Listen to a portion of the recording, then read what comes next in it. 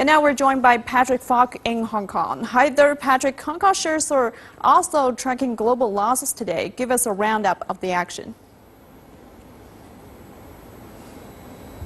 Hi, Guanton. Yes, Hong Kong shares extended yesterday's losses, with investors continuing to turn away from equities on fears of a slowdown in China. The markets opened up down around 0.5%, but it got worse over the course of the day, and there was a little bit of a late sell-off as well, and closed at down 1.2%, as you mentioned. Energy shares recuperated some of yesterday's losses, though, with Kunlun, PetroChina and CNOOC all comfortably in positive territory.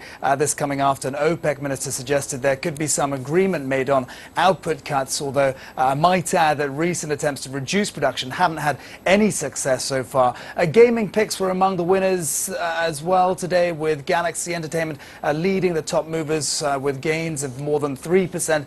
Sands China also added just over 2%. Of course, the Lunar New Year holiday sees many visitors to Macau, lifting sentiment towards gaming stocks, especially amid an ongoing slowdown in the industry.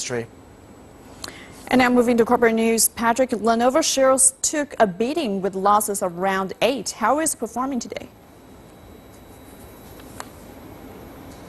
Well, Lenovo also regaining some of yesterday's losses. It rose just under 2% today, despite heavy losses in the tech sector as a whole, which saw Tencent slip 2%. Lenovo's gains coming on the back of the release of a turbo variant of the Vibe P1 smartphone. It's just been launched in Indonesia and is due for release in India sometime as well. The device retains more or less the same specifics as the original Vibe P1, apart from an overhauled 16-megapixel rear camera. Hard to say how much the release is lifting sentiment, with many investors no doubt picking up the stock on a bit of a bargain, but it's certainly not been a negative for the company.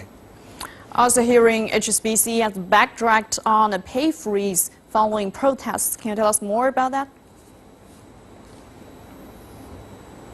Yeah, that's right. It appears the banks caved into pressure and cancelled the freeze, which was set for this year. Chief Executive Stuart Gulliver had originally said that the traditional bump in pay packets scheduled for this tax year had been cancelled to help the bank cut costs, but the decision was reversed. And in an email, Gulliver reportedly said, "We've listened to feedback and as a result decided to change the way these cost savings are to be achieved." The HSBC is hoping to save $5 billion in costs by 2017, but it's not decided to raid. It's now decided to raid bonus pots instead of freezing staff pay rises to do that. Thank you very much for the update, Patrick Falk, live for us in Hong Kong.